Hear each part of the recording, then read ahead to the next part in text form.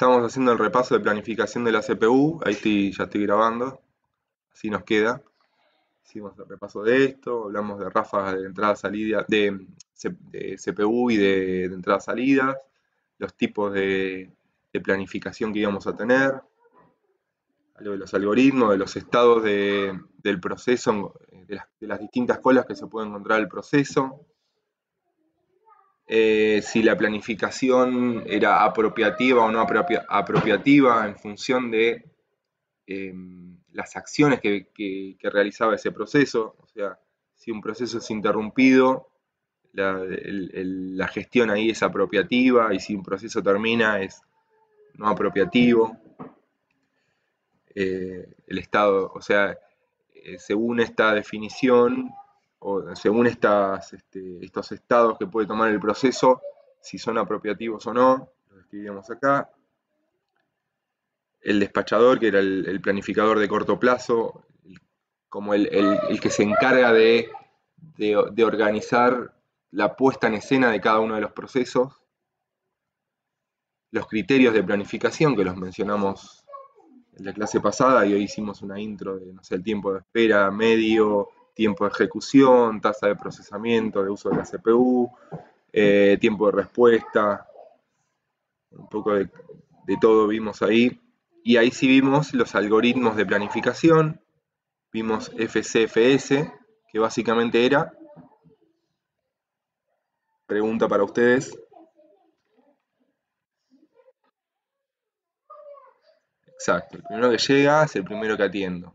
La cola de supermercado sin prioridad, básicamente. O sea, sin tener en cuenta embarazadas, mujeres con niños y personas con algún tipo de discapacidad. Seguimos con el siguiente. Lo voy a poner en... Hablamos de planificación SJF, y en este caso, ¿cómo era la cosa?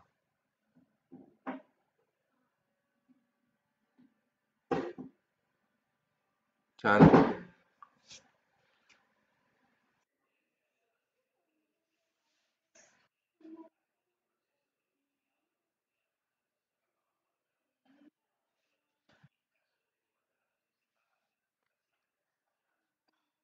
Justo en este caso no era lo que vos mencionás, porque es no expropiativo. O sea, si había un proceso que estaba en la caja, que tenía mil productos, y venía un nuevo proceso que tenía 2 productos, ese proceso nuevo que viene tiene que esperar, porque no se puede apropiar del uso de la CPU.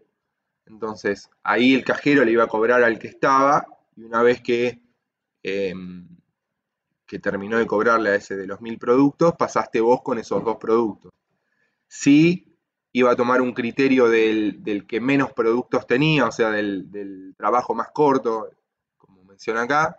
Si vos, mientras que estaba procesando a la persona que tenía 1000 productos, entró ese proceso de 2, y entró un proceso de 20, y entró un proceso de 100, vos quedaste primero en esa cola, por más que hayas entrado último. Supónganse al revés, estaba el de 1000, entró uno de 100, entró uno de 50, entró uno de 70, y vos entraste vos con uno de 2.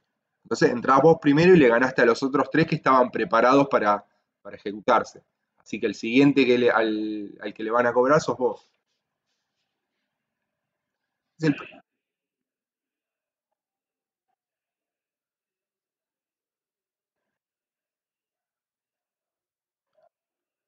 Si es un SJF no expropiativo, o sea, no apropiativo.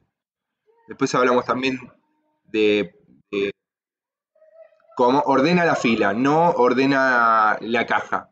Si yo le pongo, bueno, lo tengo más adelante, me parece. Bueno, de acá, expulsivo, no apropiativo. O sea, este mismo ejemplo, SJF puede ser apropiativo. Y ahí sí le dice llega la embarazada o la mujer con el bebé y me están cobrando a mí, me levanta de la caja y le cobran a ella. No, eso en el supermercado no suele pasar. Básicamente no pasa nunca. Eh, pero supónganse en una situación de una urgencia médica, sí pasa. O sea, me está viendo a mí el doctor y viene a uno que le, no sé, se cortó me está viendo a mí el doctor porque tengo, no sé, un resfrío. Justo ahora el resfrío no da la- el ejemplo porque puede ser como es COVID-19, pero tengo yo un poquito, o me duele la uña. El doctor me está viendo a mí y me dice, mirá, entró una persona con un tiro en el estómago, vas a tener que esperar. Me saca del consultorio y mete a esa persona. O sea, eso sería expropiativo o apropiativo. Sí, decime.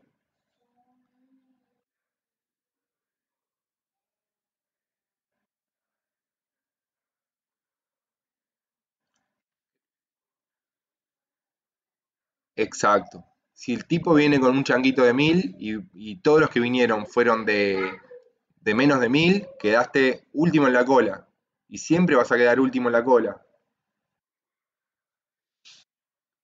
Y cada vez que viene alguien, si vino uno con 999, se te puso delante tuyo. Si vino uno con 10, se te puso delante tuyo y del 999.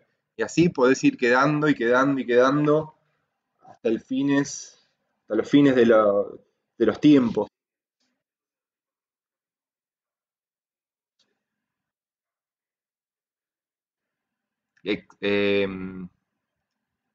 Es, a ver, lo tenemos acá. Proceso ese sería de acá.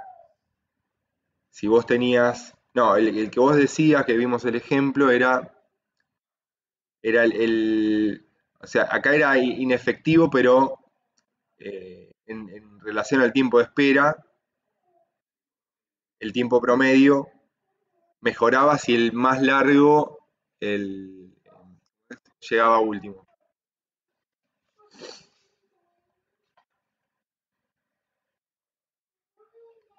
Tengo que aceptar a alguien. Esto no lo puedo sacar.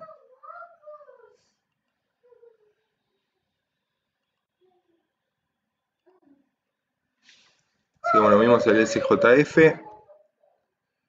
Después hablamos por prioridades. Digamos, ahí.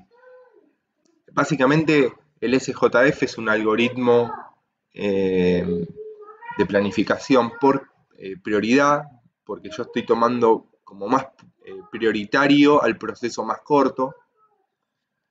Eh, Estoy dando una prioridad de alguna forma. Lo que sí voy a tener también es un algoritmo donde puedo ordenar por prioridades. Yo a un proceso le podría definir, por más que sea corto, largo o lo que sea, le podría definir un valor P de prioridad y decir, bueno, tu prioridad es 0 porque sos del sistema operativo y tu prioridad es 10 si sos un proceso de usuario. Entonces ahí ordeno un poquito a la hora de ejecutar los procesos más importantes y los que no son importantes.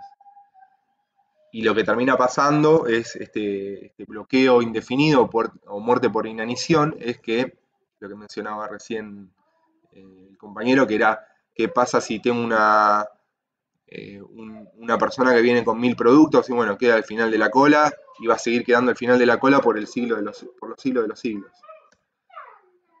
Otro algoritmo que vimos es el round robin. En este algoritmo, de alguna forma, estoy solucionando el tema del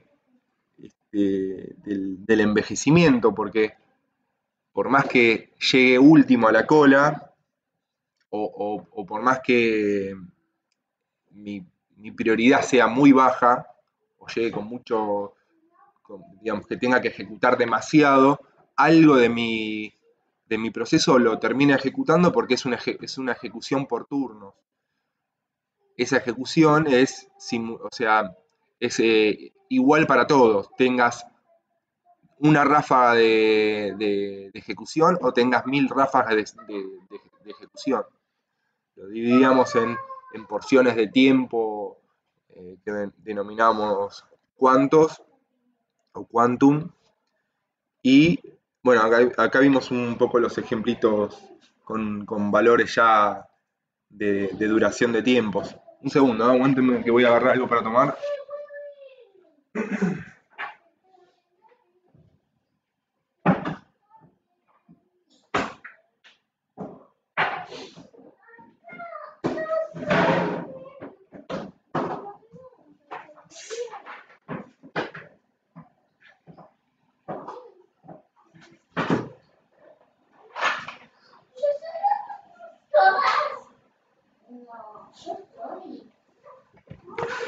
Ahí volví. Bueno, sí,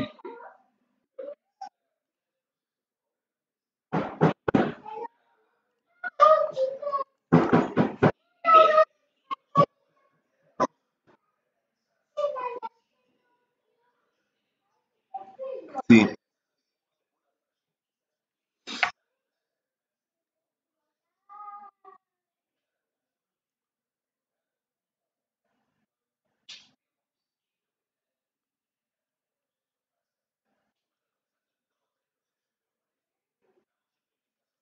Te lo va a dar la memoria.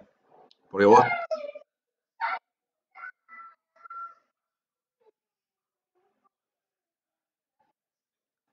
el- los procesos, todos estos procesos están cargados en memoria.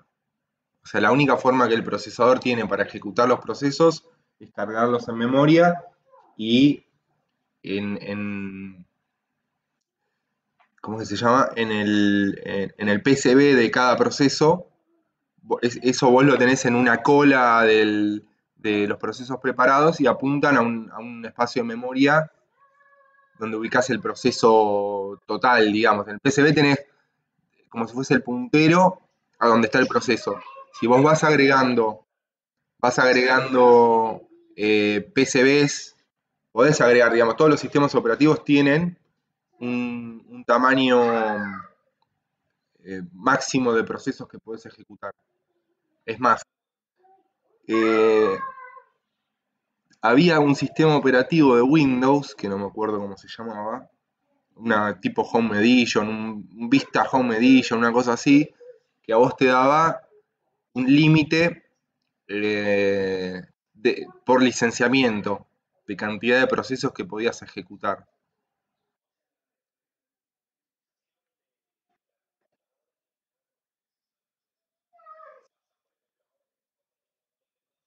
Exacto. Porque esos procesos están en memoria. Los procesos es un poquito algo que se ve un poquito más adelante cuando vemos gestión de memoria, pero se los voy mencionando.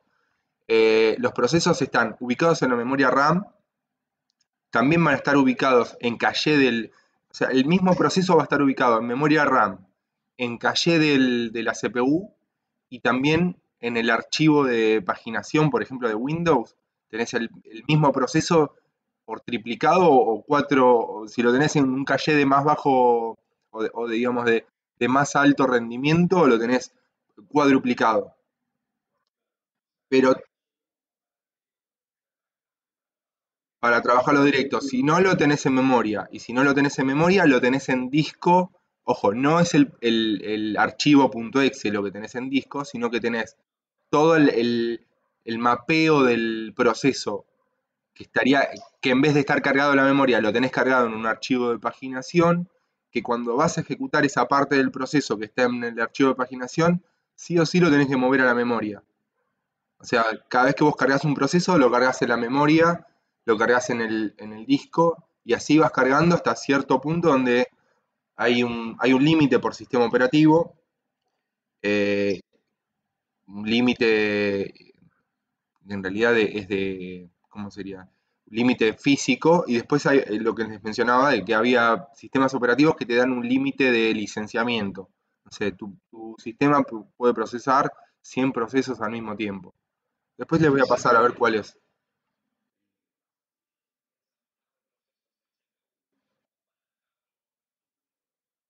Sí, podría generar, a ver, eso lo haces, es un ataque de denegación de servicio, lo que generás, ponele cuando generás ataques a una web, generás procesos que hacen búsquedas en tu sistema.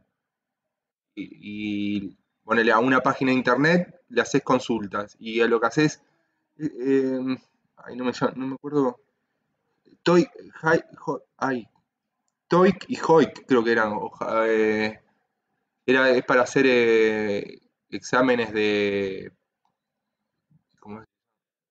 No, claro, sí, Hoik y Toic, o Loic, Hoik y Loic, son para hacer sí, un examen, un test de elasticidad se llama, o una cosa así. Vos lo haces sobre un servidor para ver cuántas,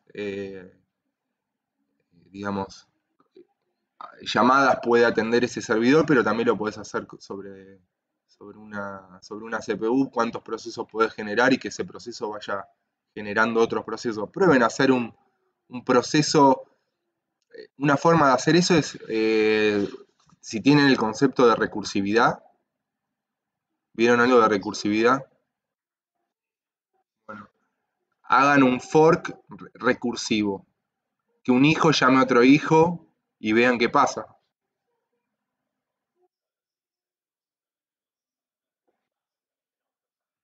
Y que cada hijo, a ver, haga, no, que no haga nada, que directamente con el Linux, si vos generás una variable en el padre, todos los hijos la van a heredar. Vos tenés 4 bytes por cada hijo, en algún momento explota eso. Igual también hay un límite de hijos que puedes tener, también por sistema operativo te filtran eso, si no se explotaría todo. Pero metes un recursivo y después ahí metes un lazo de 10.000 y ya estamos poniendo en aprietos a cualquiera. Pero bueno, eso sería más o menos la cosa. Nena, acá.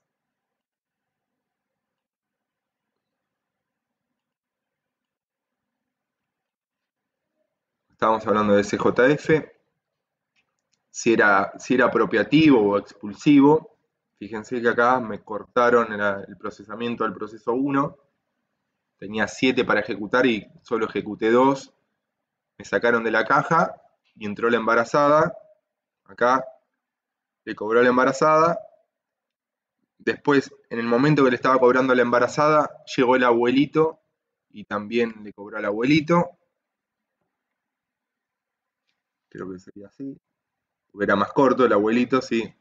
La sacó a la embarazada y le cobró al abuelito porque tenía más prioridad. Le terminó de cobrar a la embarazada y llegó alguien que tenía menos productos que yo y después me dejó a mí al final. Donde el tiempo de espera acá es menor, el tiempo de espera medio me está dando 3 y acá me está dando 4, o sea, este es un poquito más, eh, digamos, más performante en relación al tiempo de espera y con el tiempo de respuesta también, porque acá me atendió, acá me atendió, acá me atendió, acá me atendió al toque. Estábamos viendo Round Robin, que esto, lo que mencionamos era que los tiempos de uso de la CPU estaban de alguna forma ordenados a través del quantum o del cuanto, donde le asignaba esa porción de uso de CPU a cada proceso, y que si el cuanto era muy chico, esto me generaba muchas divisiones entre todos los procesos, y cada una de esas divisiones era un cambio de contexto que hacía que el sistema, si bien era como más equitativo dividir esa ejecución, lo hacía menos performante porque terminaba utilizando demasiado tiempo de planificación o tiempo muerto de cambio de contexto en la CPU. Y si el cuanto era muy grande, terminábamos en un FSFS. O sea, si el cuánto era muy grande, terminábamos ejecutando todo esto, así como venía, porque esto, si tengo un cuánto de 10, ejecuto este, si tengo un cuánto, este también lo ejecuto, y así con cada uno. No me cortaba el proceso. Después mencionamos que en realidad la planificación del planificador eh, del sistema operativo no terminaba siendo solo una cola de un algoritmo puntual, sino era una relación de todos los algoritmos que vimos anteriormente, eh, conectados a través de colas, con un nivel con el siguiente nivel, digamos, con el nivel de orden superior, con el de orden inferior, y que mediante estos niveles también podíamos solucionar el problema del envejecimiento de los procesos que podían quedar colgados en la CPU, perdón, en las colas de planificación, que básicamente es esto que está acá. Acá les mencioné que este es el programa que ¿cómo es? Que es el planificador en sí del Linux. Solo podían ver ejecutando man-shed y ven el schedule de Linux.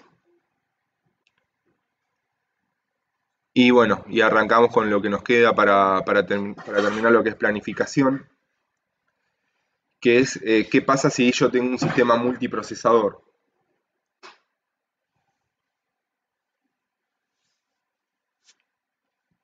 Esperen que me voy a ordenar el tiempo yo. Eh, si el sistema es un sistema de multiprocesador, ya la planificación tendría que ser distinta, porque ahora no tengo solo una línea de ejecución, sino que puedo tener, eh, puedo tener una línea por cada procesador o una línea para todos, y hay uno que es el que se encarga de planificar todos los procesos. O sea, si el sistema es un sistema de multiprocesamiento asimétrico, toda el procesamiento lo realiza un procesador y lo va derivando a cada uno de los procesadores que tiene el equipo. En cambio, si el sistema es simétrico, lo que hace es cada procesador recibe los procesos y se los planifica en función digamos, de cada procesador. No hay alguien que organiza todo esto. Lo que puede provocar esto es que un procesador esté mucho más cargado que otro, porque todos los procesos pueden orientarse siempre al mismo procesador, o supónganse, no sé, un procesador que agarró todos los procesos de largo plazo y me quedan todos esos procesos a ejecutar eh, siempre a mí como procesador, y hay un procesador que se ejecuta los de corto plazo, y por ahí en cierto momento ya dejé de ejecutar procesos de corto plazo y lo tengo ocioso ese procesador. Entonces, lo que suele utilizarse es que los procesos tengan afinidad hacia un procesador, y y el tipo de planificación es una planificación asimétrica. Entonces, un procesador se va a encargar de planificar todos los procesos, pero voy a tratar de que cuando un proceso ingrese al, a la planificación, siempre se lo voy a tratar de derivar al mismo procesador. Y se preguntarán por qué siempre se lo voy a tener que dar al mismo. ¿Por qué creen que se lo debería asignar siempre al mismo procesador? Yo algo les mencioné recién.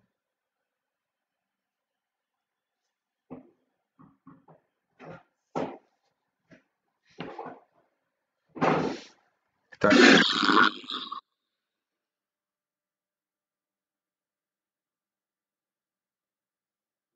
Explotó algo, el micrófono ese no funciona, ¿eh? Escribime en el chat.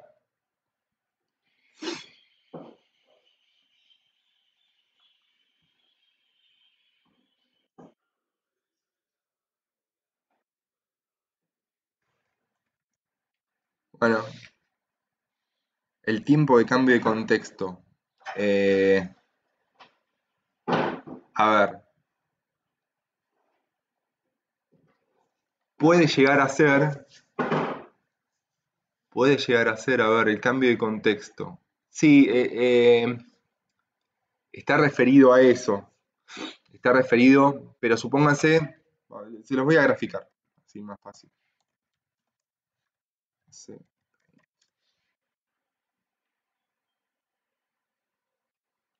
¿Se acuerdan cuando yo les dibujé la memoria RAM?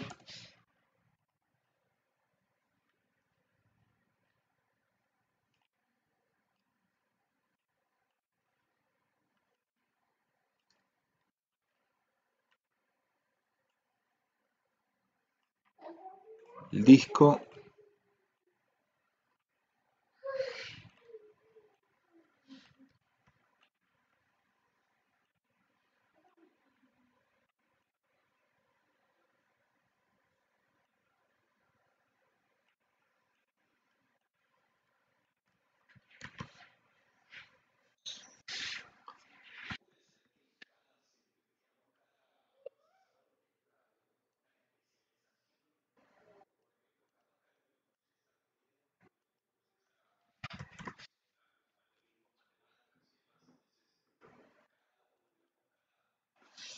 Eh,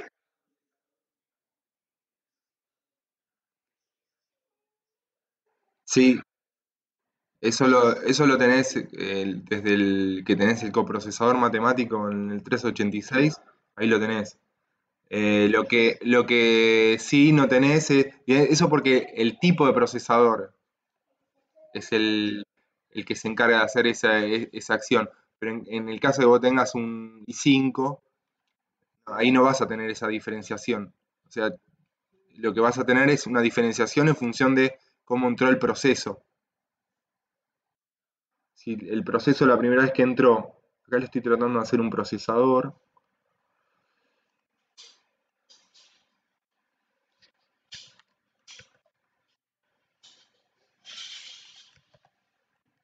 un quad core.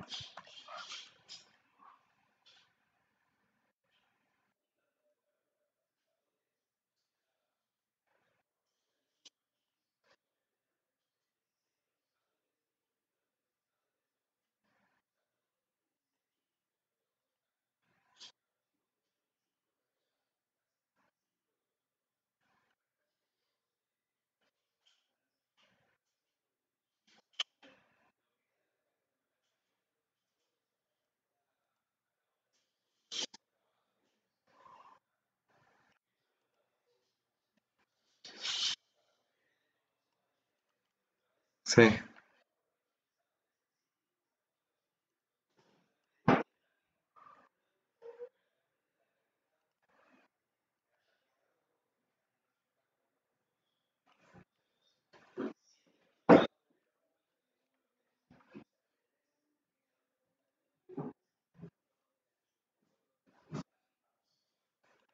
bueno.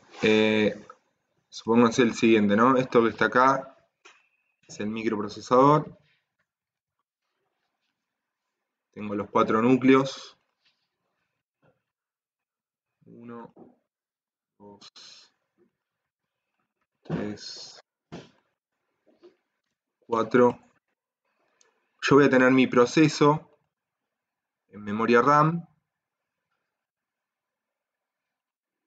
Tengo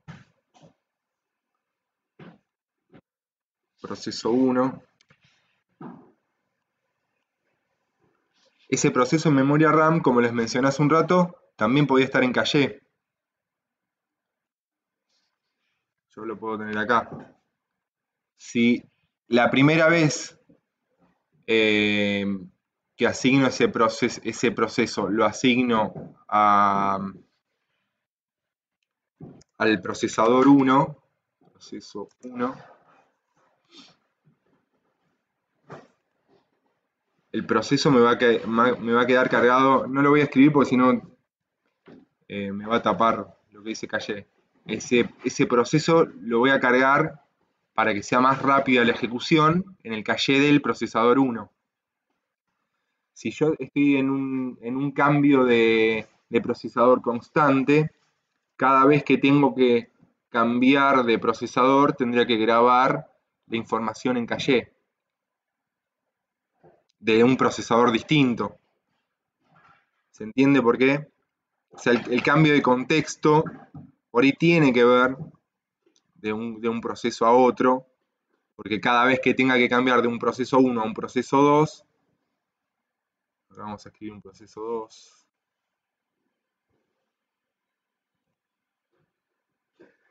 o sea que el cambio de contexto cada vez que paso de un proceso 1 a un proceso 2 tendría que cambiar de lugar el procesador. Perdón, el proceso de procesador. Un proceso 2. Entonces, yo tengo el proceso 1, lo ejecuté la primera vez en el procesador 1, lo voy a tratar de mantenerlo en el procesador 1. El proceso 2 lo ejecuté otra vez, por primera vez, lo ejecuto en el procesador 2. Esto va a quedar cargado acá. Y esto va a quedar cargado acá. También va a quedar cargado acá, en el calle de segundo nivel, supongo.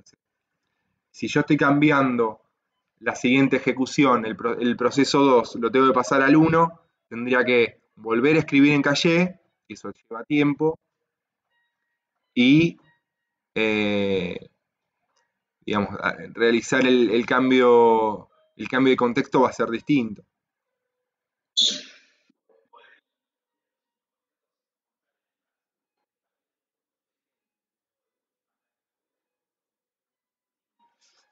En realidad, el ejemplo era, ¿se acuerdan las filas?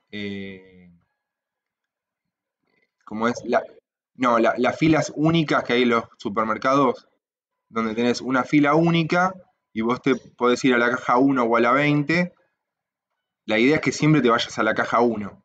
Vas a la caja 1 porque te atendió la caja 1.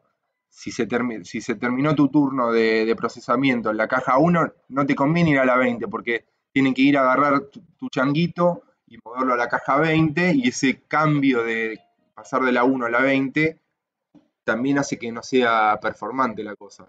Entonces, seguís en la 1 y te mantienen toda la información en la 1. Esa sería digamos, la analogía justa. Entonces, la afinidad se trata de mantener. Pero ¿qué pasa si entra un proceso 3, entró el proceso 3 y fue a la 1 también, el proceso 4 fue a la 1 también, el proceso 5 fue a la 1 también, el proceso 6, y así con todos los procesos porque, o por ahí, el planificador fue organizando los procesos en los distintos procesadores, pero por ahí los procesos que estaban en el 3 y en el 4 terminaron. Y yo le estoy siguiendo tirando, o el procesador 1 queda cargado completamente de procesos y el 3 y el 4 no. Entonces ahí sí voy a tratar de planificar los nuevos procesos que vayan a estos, no a los que ya están ocupados. Exacto. Algo que le sirva o sea, el hardware le tiene que informar al sistema operativo de que los procesadores están ociosos.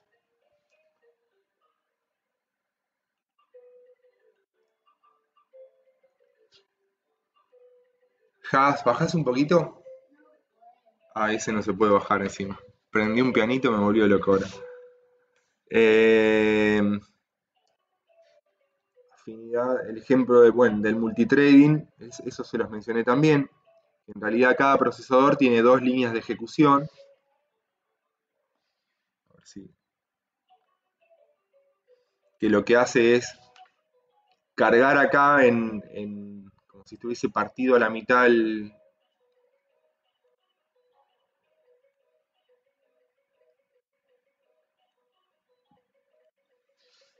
Esperen un cachito.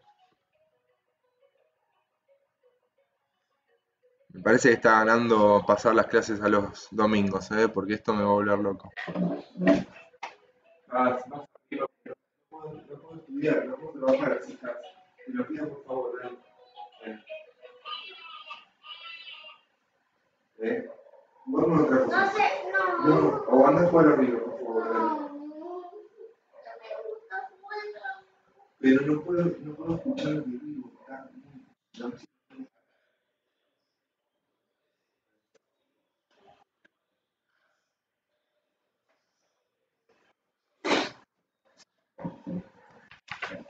hay un intercambio de palabras y entendió. En realidad se va a largar a llorar. Pero bueno. No, pero no, es que yo lo escucho.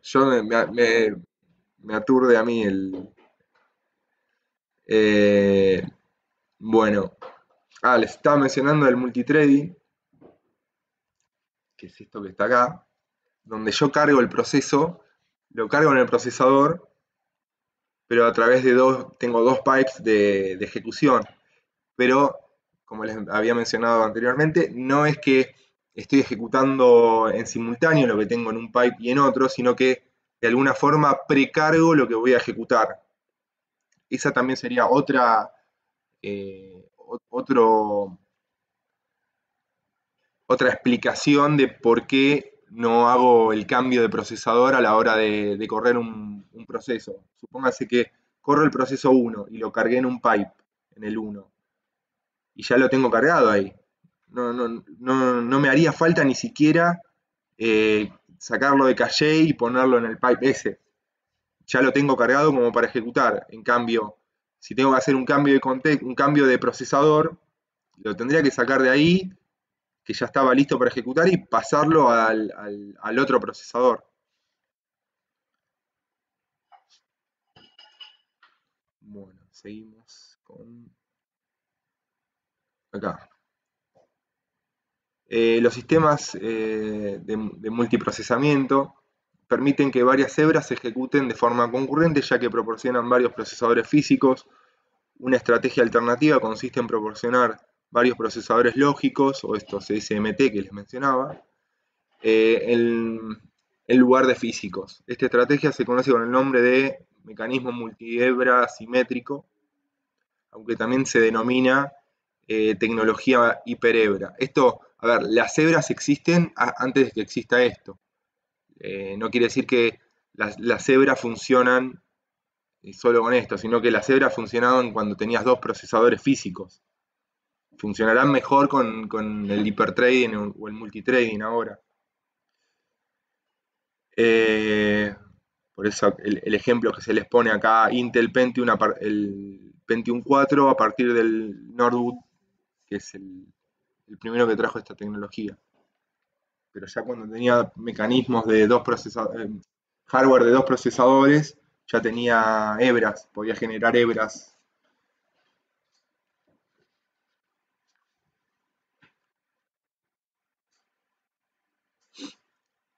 Planificación de hebras.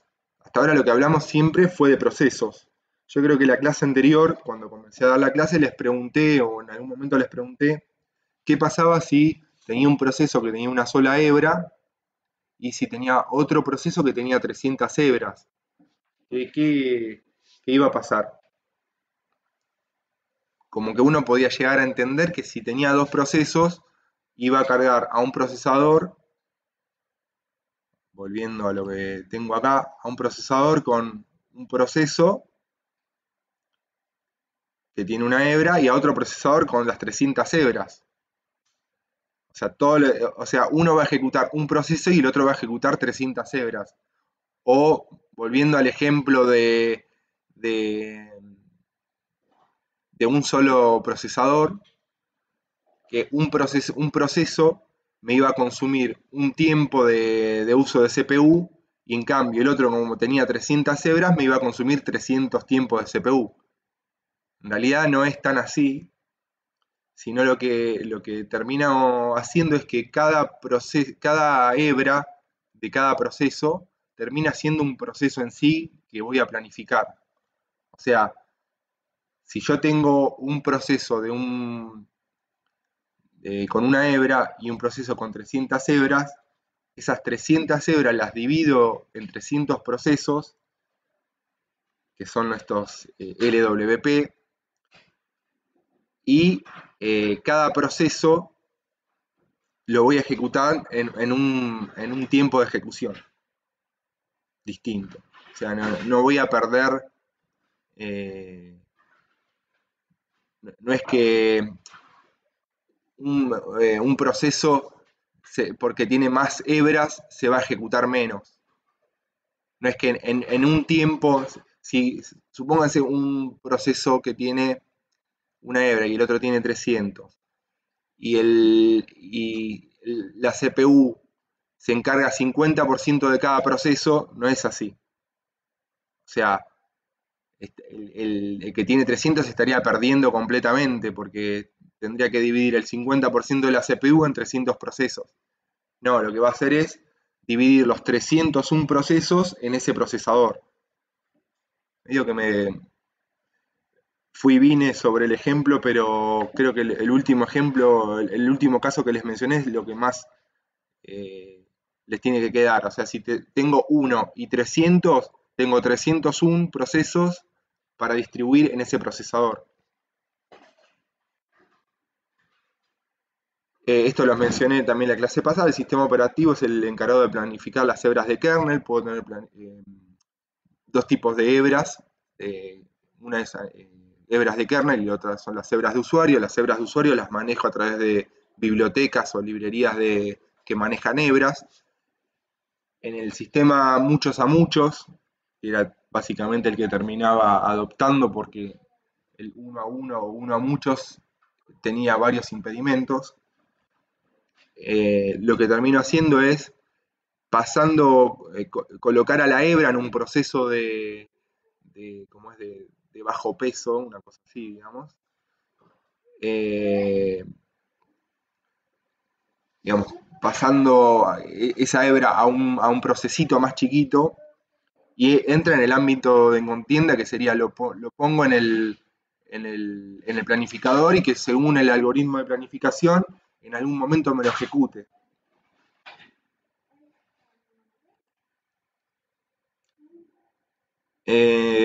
Para decidir qué CPU ejecutará el proceso se utiliza una hebra a nivel kernel, el cual entra en un ámbito de contienda del sistema SCS, System Content Scope, dentro de una cola de procesos del sistema. O sea, cada procesito que tengo acá lo voy a terminar pasando cada proceso que tengo a nivel kernel, o sea, cada hebra que tengo a nivel kernel lo ejecuto como una hebra a nivel kernel. Y cada hebra que tengo a nivel usuario lo paso a un proceso de bajo peso y lo coloco dentro de la cola de planificación y que en algún momento lo ejecute. Y en este caso sería cada hebra que está a nivel kernel entra en un ámbito de contienda del sistema. Estaría un poquito más arriba en el nivel. Y eso creo que sería todo. Esto es un poco de, si quieren quemarse un poco.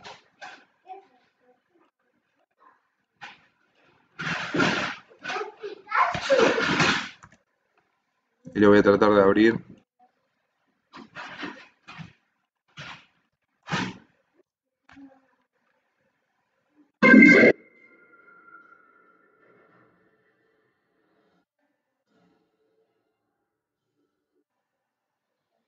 No sé qué era esto.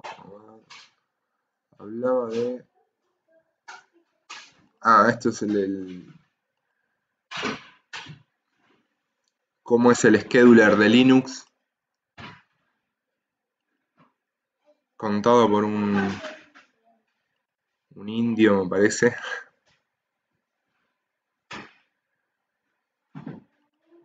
Tipo de procesos y cola de procesos. Ese es el scheduler de Linux explicado. Está interesante. En su momento lo vi y ya ahora no recordaba nada. Pero básicamente te explica cómo funciona el planificador de Linux.